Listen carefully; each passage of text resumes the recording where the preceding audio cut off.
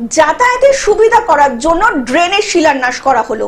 রাজ্য সরকারের উদ্যোগে এবং মুখ্যমন্ত্রী মমতা বন্দ্যোপাধ্যায়ের অনুপ্রেরণায় দীর্ঘদিনের দাবি পূরণ করলেন মালতীপুরের বিধায়ক আব্দুর রহিম বক্সী। মানুষের দাবি মতো প্রায় 800 মিটার ড্রেনের শুভ শিলান্যাস করলেন বিধায়ক আব্দুর রহিম বক্সী।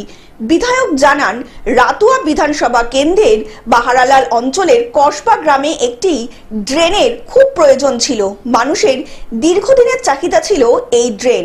সেই আবেদনে সাড়া দিয়ে এবার এলাকার জেলা পরিষদের সদস্য রিজাউল করিম বক্সী জেলা পরিষদের ড্রেন থেকে তৈরি করার জন্য 16 লক্ষ টাকা বরাদ্দ করে এনেছেন। এই শিলান্যাস অনুষ্ঠানে এসে বিধায়ক আব্দুর রহিম বক্সী জানান, এই ড্রেন তৈরির ফলে প্রচুর মানুষ এবং এলাকার মানুষ উপকৃত হবেন। পাশাপাশি মানুষ চলাচলের জন্য যে রাস্তায় জল জমে যেত সেই জায়গায় এবার থেকে মুক্তি ঘটবে। তিনি আরো বলেন, পাশাপাশি আমরা লক্ষ্য করে দেখেছি গোটা এলাকা জুড়েও পশ্চিমবঙ্গের পাশাপাশি মালদা জেলাতেও মুখ্যমন্ত্রী মমতা বন্দ্যোপাধ্যায় উন্নয়ন করে যাচ্ছেন। রাস্তার ড্রেন থেকে শুরু করে সর্বসাধারণের উন্নয়ন।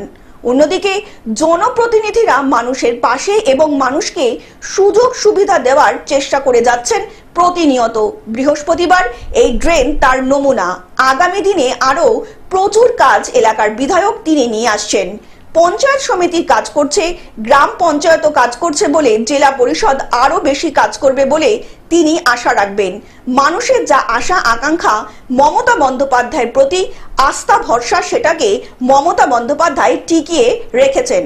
আপনারা সকলে মমতা ব্যানার্জিকে আশীর্বাদ করবেন, দোয়া করবেন যাতে উনি সুস্থ থাকেন, ভালো থাকেন। আগামী দিনে তারা পাশে থাকবেন এবং উন্নয়নের কাজে কিছু কিছু জায়গায় থেমে রয়েছে, সেই কাজ যাতে খুব তাড়াতাড়ি করে দিতে পারি সেই আশা রাখবো।